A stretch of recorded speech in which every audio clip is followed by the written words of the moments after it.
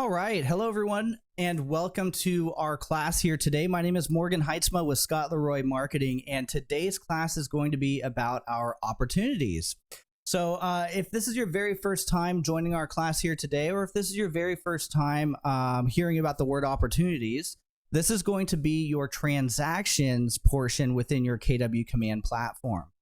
So what you're seeing right here on the screen is the login page to our KW Command platform.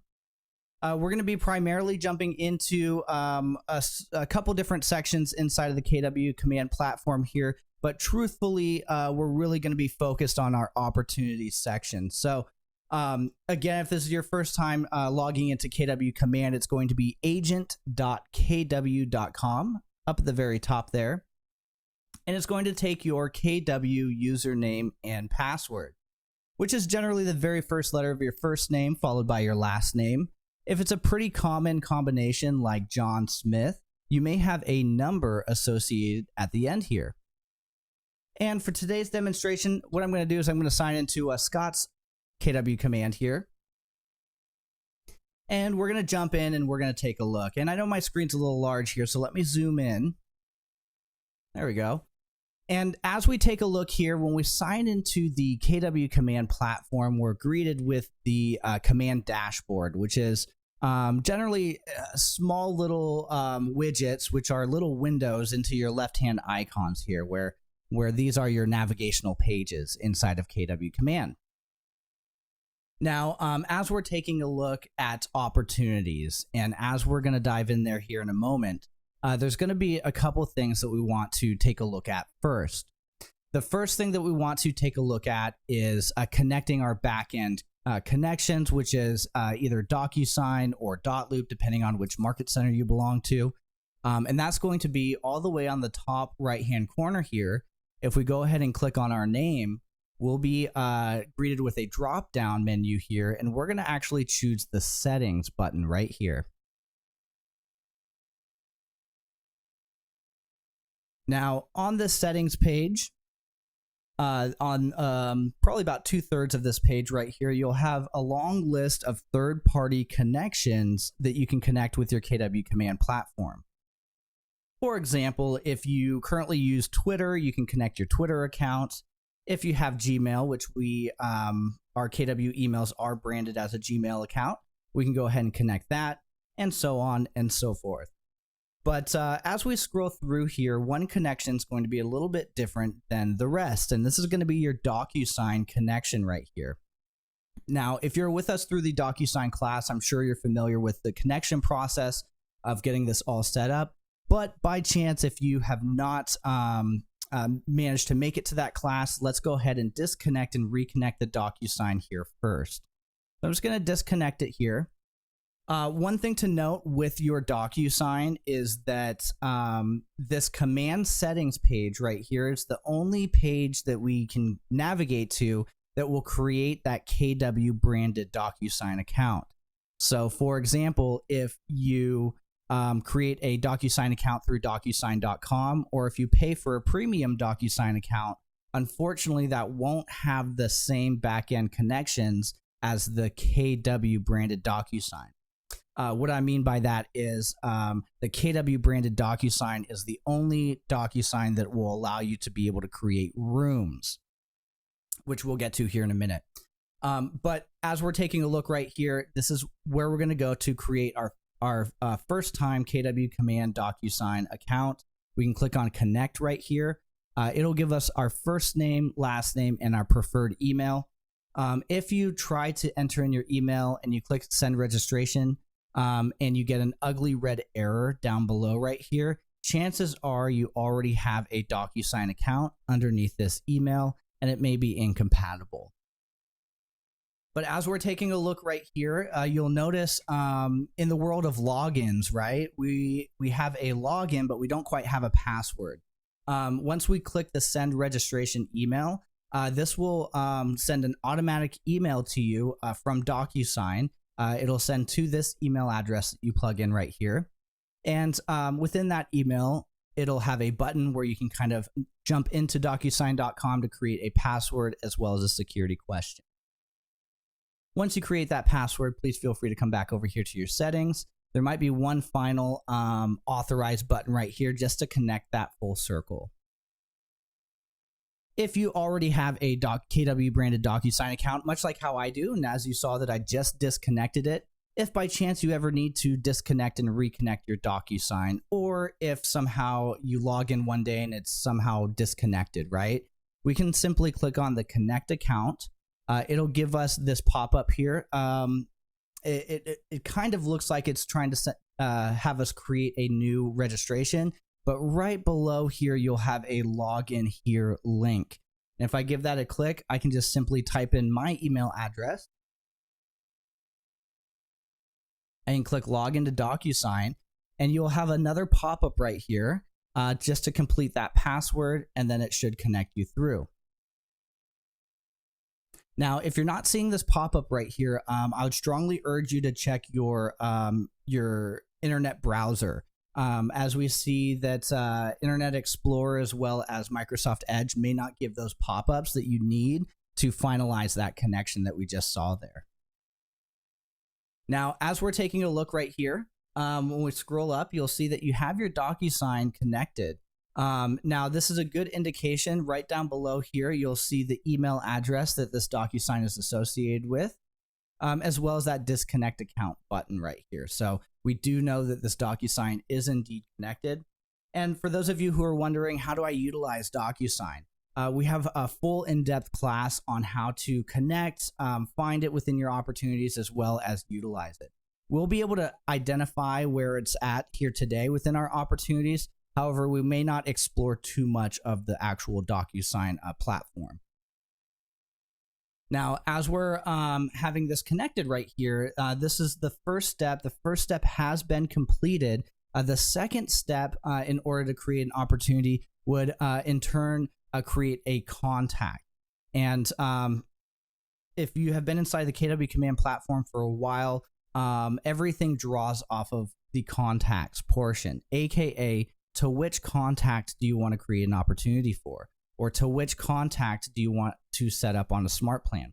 So everything kind of centralizes through the contacts within your KW Command platform here. So I'm going to click on the red KW square, top left-hand corner. It's going to open up these left-hand navigational icons right here, so we can identify our pages a little bit easier. And we're going to actually go to the contact section up at the top here. It's going to be right below the home page.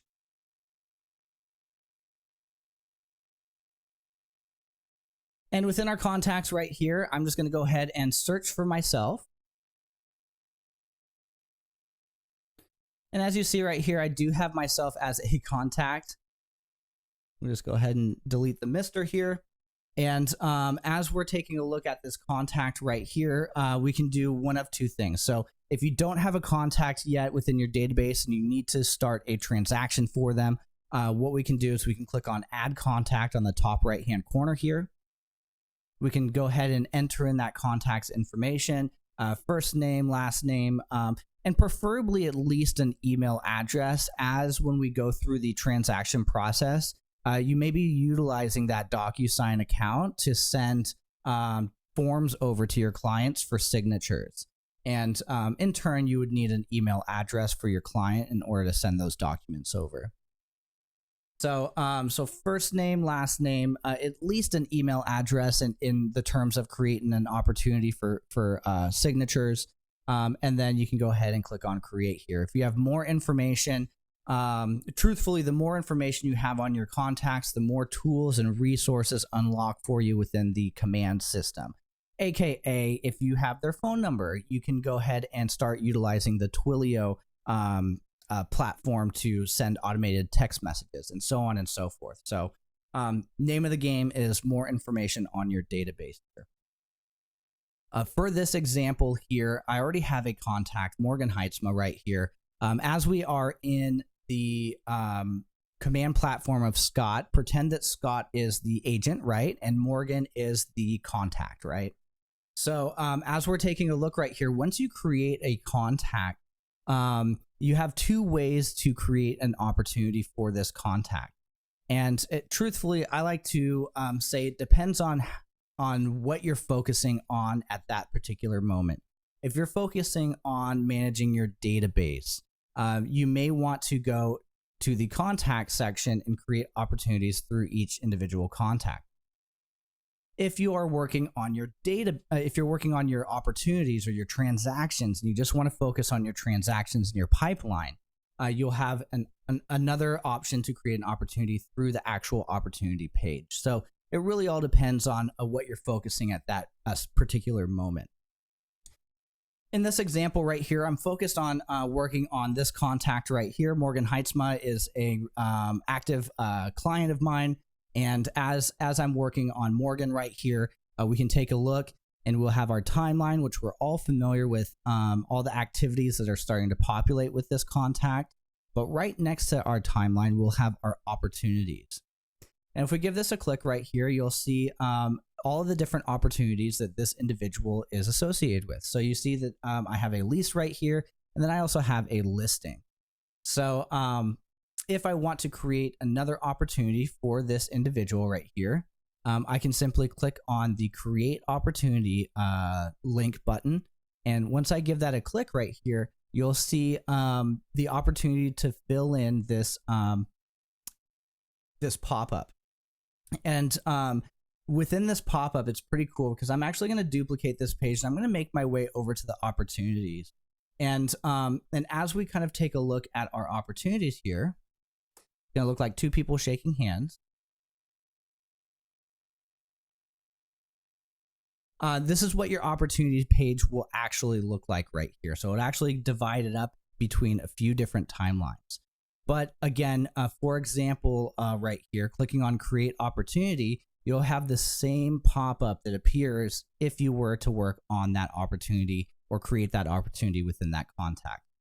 The only difference that you'll find within here is if you're working on a specific contact and you create an opportunity for them, it'll pre-populate that contact's name. If you go to the opportunities page and create a contact, since we're not working inside of anyone in particular, it will leave this section blank for us. Another thing that that you may notice, it's a little bit different on this opportunity card within the contact, is that it will auto-populate based off of where this contact is. So if you're working with a team and you jump into a contact and you create an opportunity, it'll pull in if it belongs to a team or if it belongs to yourself right here. Since this is within Scott's personal database right here, it pulled in Scott as the owner and did not select a team. And then again, last but not least, within this opportunity section right here, it'll just pre-populate based off of anything that we want. If you belong to more than one market center, you'll have the opportunity to select which market center you want to send this transaction to. And this is important because if, again, you belong to more than one market center and you select the incorrect market center that you're sending this transaction to, unfortunately, there's not an option to delete or edit this. We would have to archive the opportunity and recreate it. So another thing to keep in mind is transfer agents. If you transferred from one KW over to another KW, you may have two market centers right here. Again, be mindful because your first market center, the market center that you used to belong to, may be the one that pre-populates first, and we may need to actually swap that over to the correct market center. Now, secondly, with the team and with the opportunity type, so basically all four of these sections right here, these are going to be unable to be changed once we create the opportunity. So what I mean by this is if we choose this to be our personal opportunity, but it actually was belonging to our team, we will not be able to swap it over to the team and vice versa. So these are kind of set in stone up at the top right here. Your opportunity type, is this a listing or is this a buyer right here? We're going to choose listing for our example. Our client, since we are not inside of our database right now, we'll have to search for this contact right here. So I'll just type in Morgan. And you'll see it'll search through my contact list right here and pull up all the Morgans that are associated with my database. Now, this is why we kind of chose to create the contact first, because, for example, if I were to type Bob in right here, you'll see that I don't have a Bob. I do have a Bob sample, a Joe Bob. But as we're taking a look right here, it'll really pull off of the contacts in your database. So if your contact isn't in there, you may have to stop and create one first before you can attach the opportunity to them. But we'll use myself as an example here.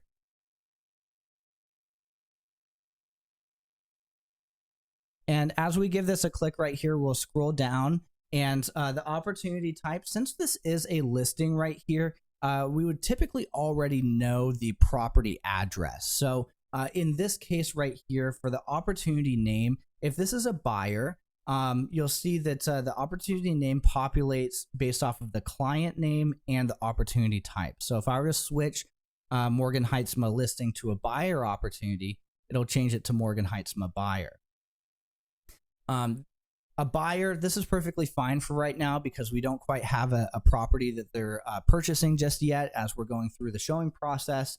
But as we are picking up listings right here, we may want to change this to the property address, as this will be easier to identify with your principal reviewing brokers as they're going through and reviewing your documents right here. So again, we may want to change this to the opportunity name.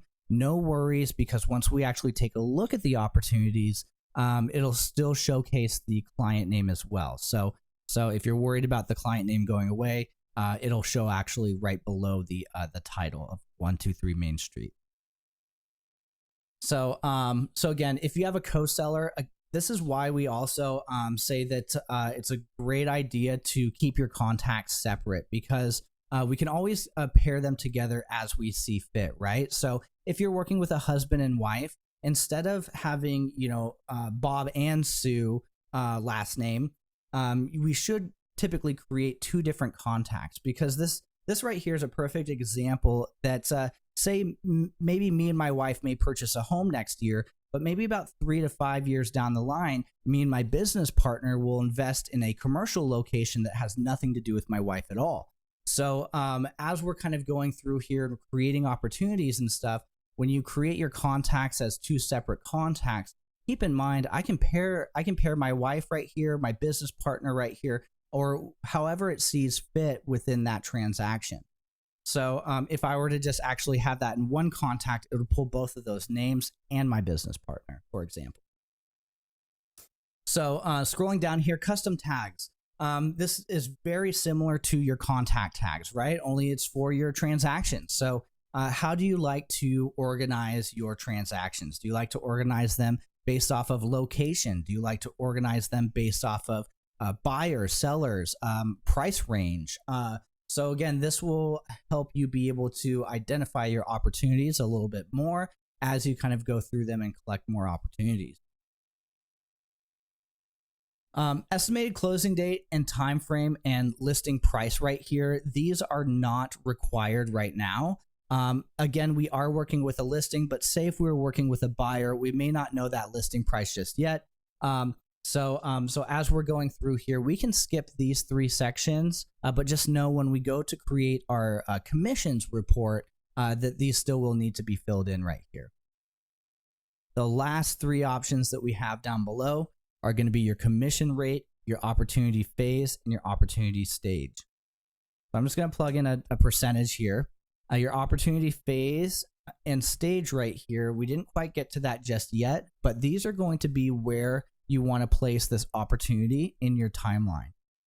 So if this is the very first time, say this is a cold lead that came in, you met at a park or having coffee, you can go ahead and plug this cold lead in, and we can have it in the cultivate watch section, aka we haven't quite really engaged with this lead yet. We're just watching it, and then as it moves through the timeline, we'll start engaging with our 8x8.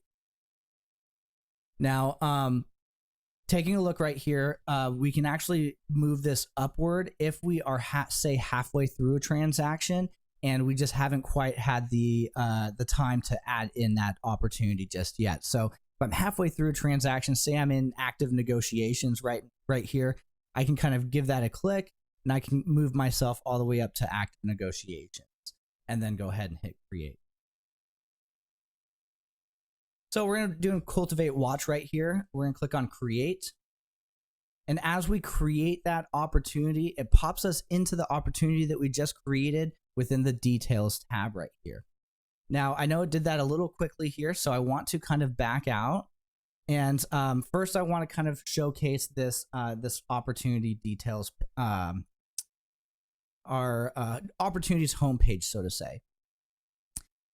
Within our opportunities homepage, we have about 3 different timelines, and they all have about the same bubbles through the timeline right here. So we have cultivate, we have appointment, we have active.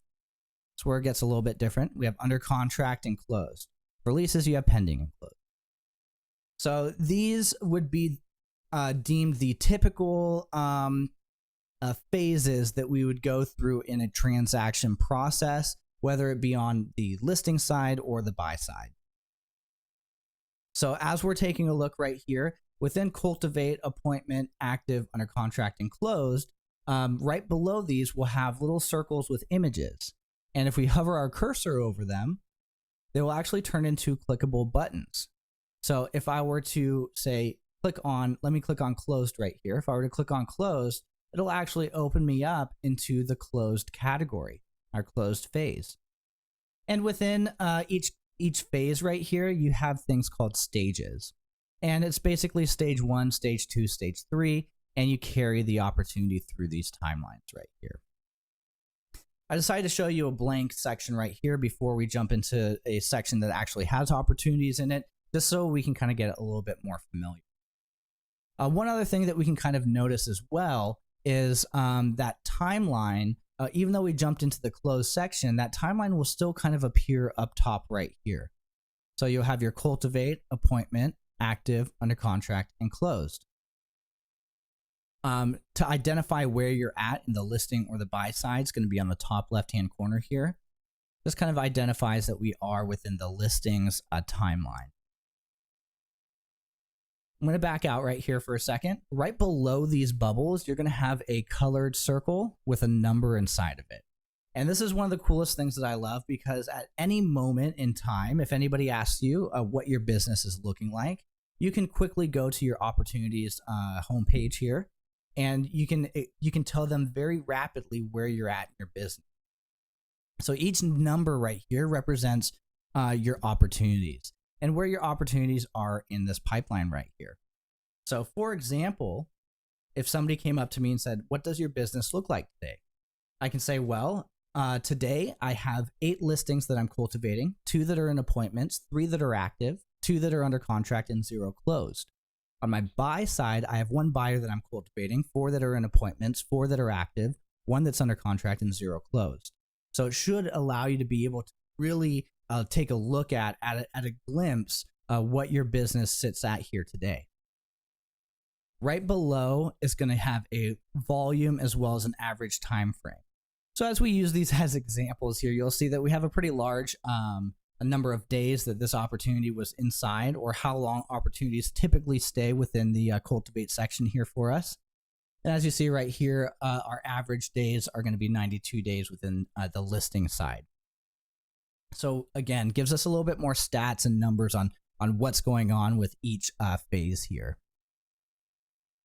Now, as we move all the way over to the right-hand side right here, we have these boxes called GCI.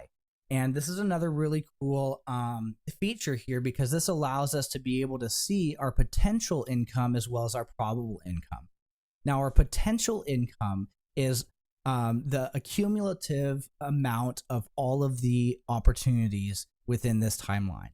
So if every single one of these opportunities closed right here, this is the potential income that you could receive. Now, the probable income is going to be divided by how many opportunities are down the pipeline. So as you see, we have 8 opportunities that we're cultivating, and then we have 2 that are under contract. That's a huge contrast between the 2 right here. So as we kind of go through here, you may have a less percentage and even less percentage and a not quite so good percentage right here to close until you carry them down to the pipeline. So our probable income based off of what all of our opportunities look like and where they're at on the timeline is about 50,872. So, and it also gives you a little description. If you guys ever forget what these two mean right here, it kind of gives you that description down below. Potential is the total commission from all listing opportunities, and probable income is adjusted commission based on each stage's probability to close.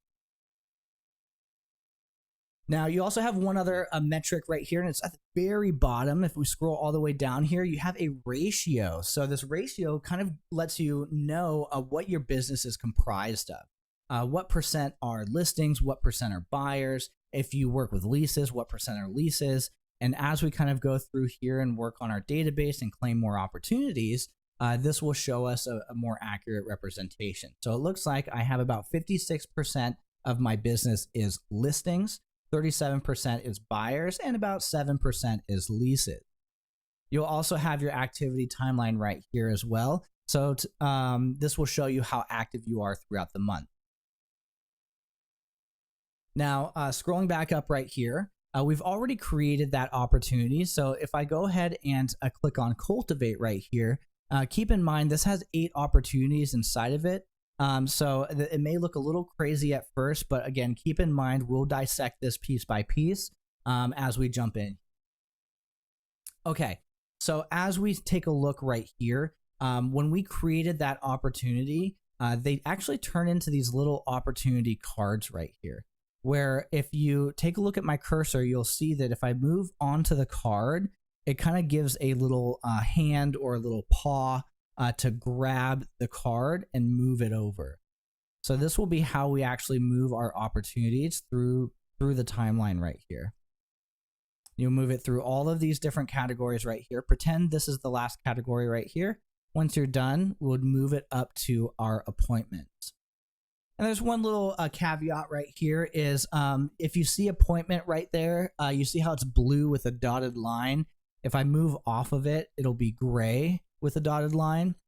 You'll have to make sure that this is blue in order for it to attach to the next opportunity. You see how close I am, and it's still not, and it's still not catching just yet. So it's not quite catching it on the top right here. We actually have to make sure that it's blue in order to release it and have it stick with that appointment right there. So as we released it, as it was blue, it moved over there. Okay, so let's go ahead and find the opportunity that we created here. So if I scroll down right here, you'll have your Morgan Heitzma 123 Main Street. It looks like I have 2 of these right here. So I'm just going to go ahead and click on the 3 dots next to this opportunity on the top right-hand corner. And I can actually jump into it, view details, or I can archive the opportunity. Since I have 2 right here, I'll go ahead and just archive this opportunity. And then we'll have our first opportunity right here. Another thing to take a look at is, remember when I said that since this is a listing here and we already have the listing address, once we pre-populated that, we still have the opportunity to view the individual contact's name so we know who this opportunity belongs to. So with the paw, you can click and move. There's going to be another option. If you hover your cursor over the blue title right here, it'll give you a pointer finger. And if we give that a click right there, it'll open us up into the opportunity. And if you guys remember, this is where it brought us to after we create every single brand new opportunity. It brings us to the details page inside of that op there. So as we're looking at the details of this particular opportunity, you'll see the left-hand side is all the information that I filled out myself while creating that opportunity. And the right-hand side is going to be pre-populated based off of the specific information. So, so again, if this is a buyer, you may not have the property information just yet until you go into those active deals. Now, since this is a listing, we have a unique button on the top left-hand corner here, where we actually have a button that says Select from Listings. And I believe this only appears when we're inside of the listings opportunity. So if we click on Select from Listings, I'm going to move from show only my listings to show all listings. And then within the address bar, I'm just going to type in the 123 Main Street.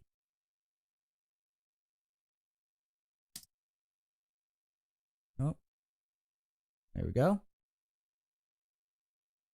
And that should pre-populate a number of different listings here for us. So I'm just going to use this listing here as an example. As I pulled that listing in, it pre-populated all of this information for me on the right-hand side. So populated the commission, the price, the all of the specific details on that listing.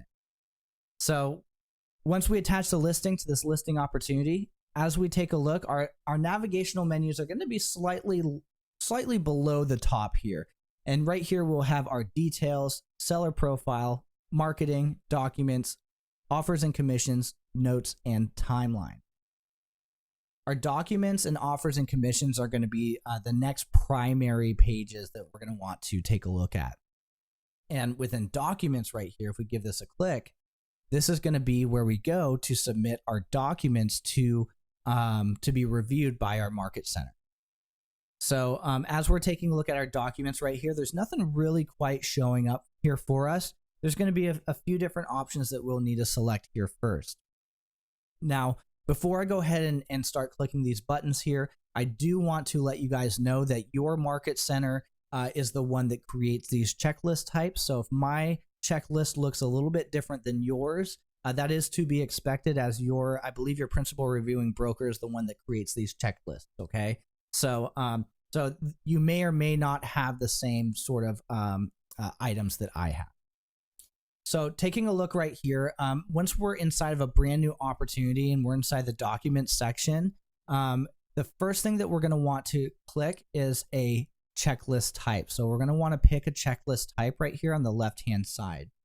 And this is essentially saying, what type of transaction is this? Is this a residential listing? Is this a new construction? Is this a commercial? So this will be the options that you have. I'm going to choose a residential listing for today's example. And once we chose residential listing, two things happened for us on this page. The first thing that happened is you have a whole bunch of different checklist items right here on the right-hand side. The second thing that happened is you have an additional drop-down on the left-hand side. This left-hand side indicates essentially where you're at in the transaction and what type of documents that your market center is looking for. So when a house is listed, this is the documents that for me the market center is looking for. When it's under contract, these are the documents that they're looking for.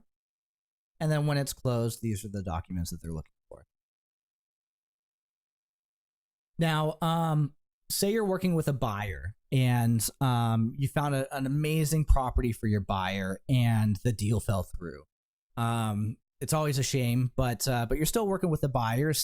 You're still having that opportunity as an active opportunity, but you have some documents in here from a previous transaction. What we can do at that point is, you see we have listed, under contract, and closed right here. Every section that we select right here will actually bring up a title right here in this bar as well, right before the checklist item. Kind of lets you know which checklist section you're at right here. In each one of these sections, listed, under contract, and closed, you can actually click on this title right here, and you can add a new version. And this will allow you to pretty much retain the documents and information from that previous deal while still having a blank slate or a brand new clean checklist for you to carry through your second transaction. So I hope that makes sense. You guys don't have to, if the deal falls through with a buyer, right, then you don't have to archive the opportunity. You can simply create a new version. Now, as we're taking a look right here, you have your listed, under contract, and closed. We're in the listed section right here. Moving over to the right-hand side right here, first and foremost, you have submit to market center. This button's grayed out, but truthfully, it's only grayed out because we haven't pulled anything in right here just yet. So as we're kind of taking a look, let me go ahead and just kind of pull a document in. I'm just kind of pull a PDF in right here. It will load that up, and that should release that submit to Market Center button for us to send over to our principal reviewing brokers. Right next to our submit to Market Center button, you'll have this button right here that says start a transaction. It'll actually have one of two different looks to it. The start a transaction dark gray button, this will mean that you have not yet attached a DocuSign room to this opportunity. And I'll show you how to do that here in a minute. Once we actually go through and connect a DocuSign room to this opportunity, it'll change from dark gray, and it'll look something similar to this button right here, kind of like a hollowed out or white button with blue text. Instead of saying start a transaction, it'll say go to transaction. This is an indication that that you do successfully have a DocuSign room connected. So, and then the very last option is if you don't see this button altogether, chances are you have not quite connected your DocuSign within your settings here.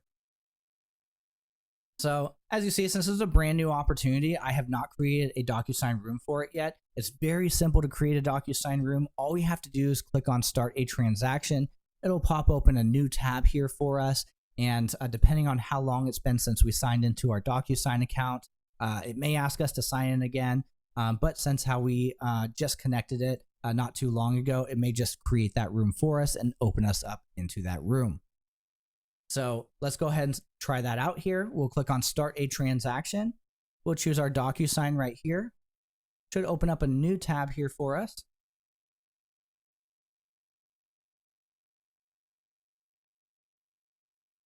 And as we did just sign in here, it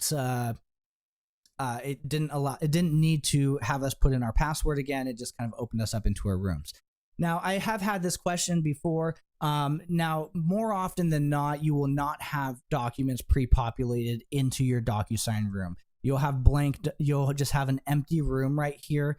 And again, if you're wondering how to get these documents or get them added, there's a few different options. One's to add these manually through the add button. The second one is sometimes your market centers set up a system where it pre-populates these for you. So in this case, the market center pre-populated these documents. But more often than not, what we would do is we'd pull this in, we'd pull those forms in ourselves through the DocuSign forms right here. Once we fill out those forms, we can send them off to get signatures to our clients. Once our clients sign them, they'll come back here, and then we can go back to our DocuSign, our opportunity here. And as we have this connected, you'll see it kind of change from dark gray to this white button. Kind of lets us know it is indeed connected. And you also have a second option right here for DocuSign. Remember before we only had the option to attach files from our computer, but now we have the opportunity to attach files from our DocuSign. If you are creating your DocuSign right here and you have signed documents that you're trying to pull in, but it kind of gives you this grayed out drop down here, it's truthfully asking for which working folder you want to pull out of. As DocuSign Rooms creates new rooms here, they do have at least one folder. It's called your Room Docs. So we'll click on Room Docs right here, and then it should open up all of our signed documents right here. Now I'm going to move back over to our computer, pulling from our computer here because it looks just a little bit easier to kind of identify. Moving over here, it'll show you what you have uploaded, what you still need to upload, and again, moving over to the left here, it's identifying which type of document that this specific checkbox is looking for. So right here, it's looking for a CMA initialed by a client, and this type is a disclosure right here. So as you see, disclosure, agreement, authorization, disclosure. So again, it's letting you know which type of form that they're looking for, as well as the title of the form. Following this over to the left a little bit further, we have our requirement. Now, some documents are going to be required, some are going to be conditional, and some are going to be contingent on the property, right? So you'll have optional, conditional, and required. So as we scroll down through here, this is optional. If you need it, if it works for you, go ahead and upload it. But again, they're not required for any of these other sections, right? So as we're taking a look right here, we can submit to Market Center. I'm not going to submit this to the Market Center, but it also gives us a status right here when your files have been not uploaded. Once they've been uploaded, if I were to hit submit right here, it'll say submitted. And then once the principal reviewing broker approves it, it'll say approved or denied / rejected. And you'll have to kind of go back and edit it. So as we're taking a look here, we're going to move over to the offers and commission side right here. So taking a look, once we actually submit all of these documents, once they've been approved, we can travel over to offers and commissions right here. There's going to be a two-step process in terms of getting to our commissions reports to submit them to our MCA to get paid. So first and foremost, it's going to be creating an offer right here. So as we're in a listing, this is pretty cool because this is one of the coolest things that that I love about the offers side right here. So we're going to create an initial offer. Say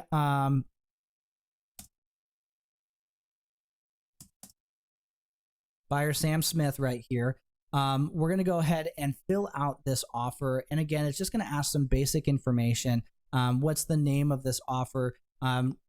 As we're kind of populating 2, 3, 4 different offers, it may be best to kind of identify them a little bit easier. Initial offer or right, best initial offer. And then we'll move over to our parties after our offer date and close date right here. Say 3-day close date. That sounds good. Now, as we kind of go over to our parties, and it kind of shows us in a timeline fashion right here, is we have our parties, our terms, and our agent analysis. It pre-populated the seller because we pulled this seller into this opportunity right here. So Morgan Heitzma is the seller. Scott Leroy is going to be the selling agent, the listing agent. So as we scroll down right here, you'll see associate's name, Scott Leroy right here. The buyer right here. Since we don't have any buyer information,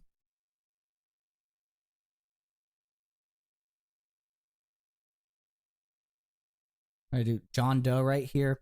And as we scroll down through here, it's not required to add as much information as you need to, but again, it may be best to.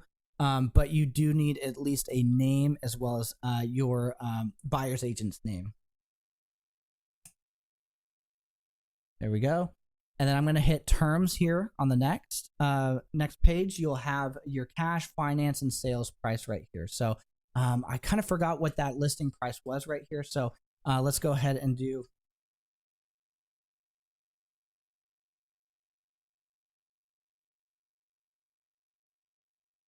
Oh gosh, let's do. There we go. We'll just do a 400,000. And then our earnest amount right here. So our percentage, our earnest amount.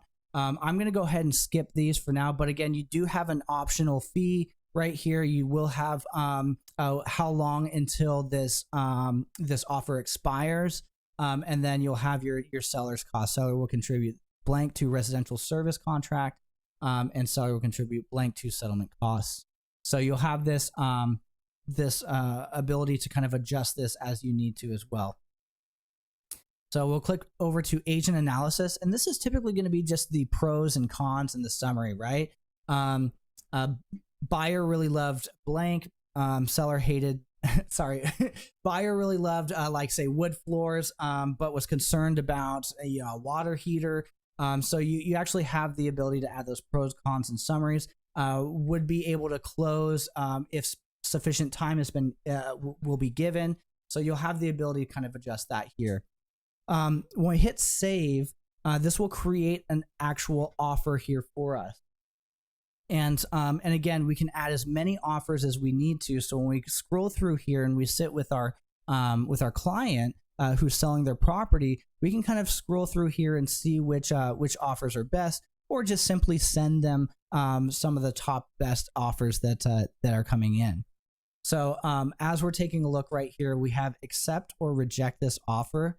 But right next to this, we have 3 little dots right here. And if we give this a click, we have a few other options that we have. Say you wanted to add a negotiation. Say that offer was good, but wasn't quite what they were looking for. And a little negotiation may go a long way, right? You will have the ability to add negotiation. Edit offer. If you ended up making a mistake, right? Say you added an extra 0 or you got the name wrong, right? You can edit the offer here.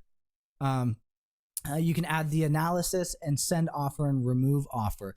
Send offer is so cool because as you're sitting here and these offers are coming in, you can simply create the offer. You can click on the 3 dots, click send offer right here, and send this to your client. And they pre-populate this information here for us. You can send a copy to yourself and then send the offer. So there's not too much information that you need to add right here. But if I click on this eyeball, this is the email that you'd be able to send to your clients whenever offers come in. So it looks something similar to this. It'll have your information up at the top here. It'll be this nice clean email that they'll get. Hey, Morgan, great news. There's an offer on your listing. And they get to actually take a look at that offer here. So this is the email that they'd be able to get if you want to send them these offers here. For this case, I'm going to accept this offer. As we click accept offer, our accept and reject have changed buttons. So they're still in this location, but now it's change response and manage commission. So if we click on manage commission right here, again, the left-hand side is going to be everything that we fill out. The right-hand side is going to auto-populate in real time for us.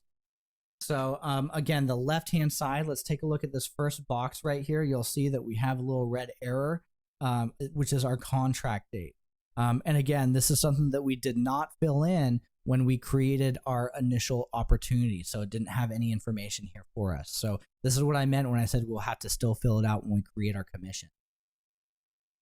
So we'll click on edit general information right here. We'll make sure that all this information is correct right here. I just need a contract date. So let's do the 5th. Perfect. 1 unit, total commission. We'll hit save right here. Everything looks great. And that updated in real time here for us on the right-hand side. Scrolling down right here, you have a skinny little section, which is payments. And within these payments, you have 2 buttons that you can click on right here. The first button is going to be add another agent. And if you're working with a team here, this is going to be where you go to add any team members to split that commission, right? So if we click add another agent, oops.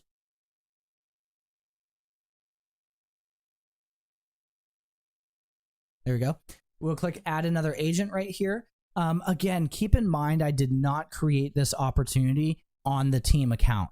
So chances are when I go to click this drop down, there's not going to be any team members in here because I did create this opportunity on my personal account. So as we give this a click right here, you'll see you won't see any team members. If I were to have created this opportunity on the team account, if you guys belong to a team, you will be able to view all of your team members on here and you'll be able to split this. But here we'll be able to kind of choose the unit amount. We'll be able to calculate the gross commission right here. And as we kind of scroll down right here, so 0.5 agent units is about 6,000 gross commission here for us. And as we scroll down through here, if there's any additional payments that they want to make, like Bold Scholarship, KW Cares, KW Kids Can, they can as well. But right below that, before we hit save changes here, there's going to be add extra payment options. And again, this is referrals, bonuses, deductions, concessions, a number of different options here for us. If we click that add item right here, we'll have this drop down. And again, depending on what you choose in this drop down option, it'll give you a little bit different information to fill out. So in terms of bonuses right here, how much would you like for the bonus? in terms of, like, say, deduction right here, you'll have some additional information to fill out. So we're going to click cancel right here. I'm not going to add any extra payment options right here. I don't have a team member to add in because this is my personal account right here, Scott's. So I'm just going to hit cancel, and moving over here to the right here, this will be for all of you who have referral agents, right? So for any agents that sent you over a referral that you need to send a payment back right here, that's the add co-broker payment. So here you can go ahead and fill in the commission percentage, the amount, tax ID, EIN or SSN, and then company, pay to, agent name, address, and hit save changes. What this will do is this will give your MCA enough information to make that deduction and send that over to the person who sent you the referral to pay them out. And then last but not least, right here at the very bottom, we have our R section right here. So Scott Leroy right here, this is you as the agent, your information right here. So if I click edit agent payment right here, we'll be able to kind of adjust this as we need to. So say if I wanted to actually add some KW Cares or KW Kids Can, I can adjust this myself. And again, this is my own personal commission report.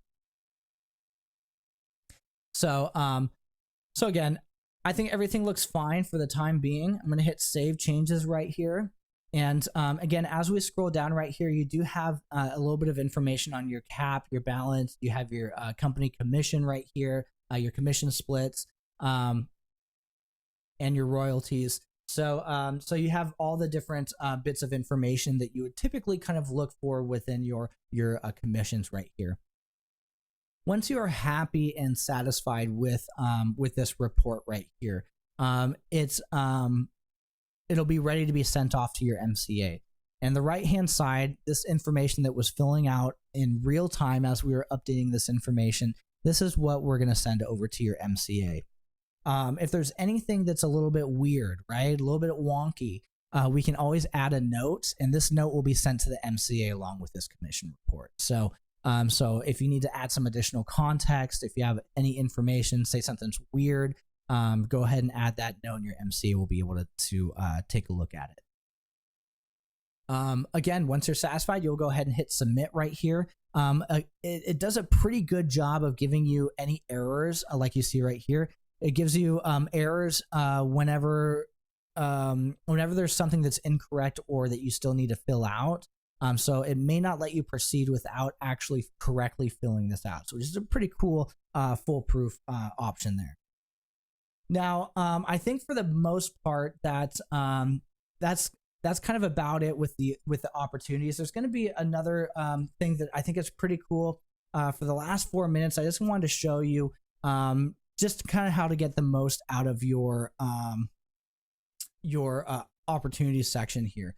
So within our opportunities, remember how we jumped into these opportunities? You can move these cards over down the pipeline. Each one of these sections right here are called stages. And each stage, for example, if we're looking at a cultivate, I believe your stages, if you have not changed them yet, will be a watch, nurture, and hot. And this identifies in the cultivate section a brand new lead. If say they clicked on your social media ad, you claim their information, right? And you have not yet reached out to them. They would go in right here and you'd start to nurture them. Once you start reaching out, providing more information, getting in touch with them, seeing what their needs are, we can move that opportunity over to nurture right here. And once that lead is ready to do business with you, we can move them over to hot, and then move it down the pipeline. Then appointments, and all of a sudden we're setting appointments for this lead right here, right? And then the appointment was held, and then and then so on and so forth. So this will allow you to again be able to navigate it down the pipeline. What I really kind of want to showcase right here, and let's go to a blank one so it's not too cluttered, is you'll have the opportunity to create checklist items for each one of these stages right here. So you can ensure that you are providing the same excellent service to every single client that comes through your pipeline. So here you'll have the ability to say, if somebody's in the watch stage right here, right? If somebody's in watch, a cold lead that came in, there is at least 5 things that I need to do before I can move them over to nurture. Get their email address, get their phone number, send them an email, and so on and so forth, right? So there's, once you complete that checklist item, you'll be able to move them over to the second section, which is the nurture, and that will have another set of checklist items for you to complete. And these checklist items will appear inside of our opportunity on the bottom right-hand corner here. So you see right here, each one of these sections has checklist items. Now, as we're going through here, not every client is created equal, right? So some clients may need some extra TLC. And in this case right here, we can always click on the checkbox and add an additional checklist item right here for them. So we can just scroll all the way down and add another item, so extra TLC. How we create these checklist items is we'll click on edit stages right here. And here's where we can actually go to edit these stages. So instead of watch 5, we're going to go watch, nurture, and hot.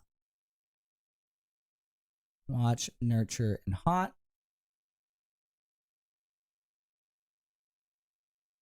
And now we can start to adjust these names how we see fit. Are they the ABC clients? Are they watch, nurture, hot, right? Are they ready, willing, able? So as we're kind of going through here, adjust this accordingly. This probability right here is going to be the probability of closing as they're going through the pipeline here. So say that, say as we're navigating a watch, nurture, and hot, a watch lead has a 0% of probability of closing because you never engage, right? But once you start engaging, your nurture may get up to maybe say about from a 0 to a 5%, right?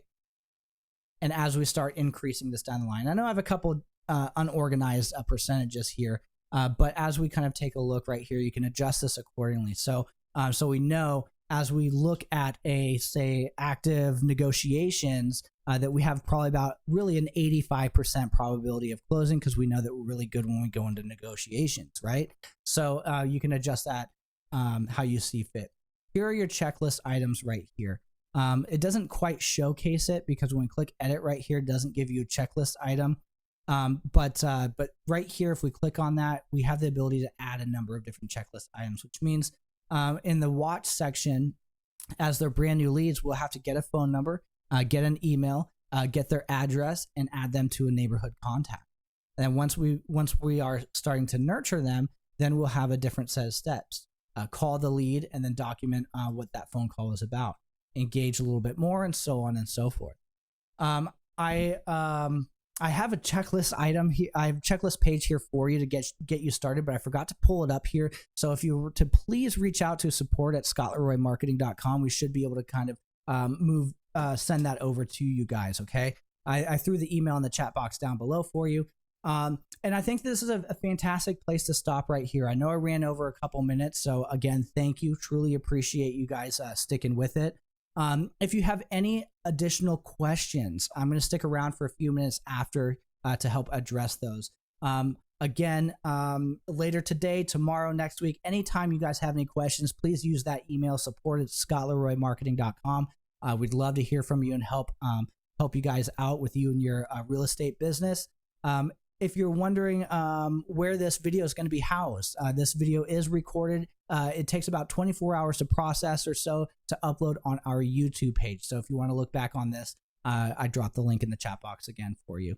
So again, thank you so much. Truly appreciate it. For those of you who are watching this at a later date, thank you so much. Please reach out. Have a fantastic weekend.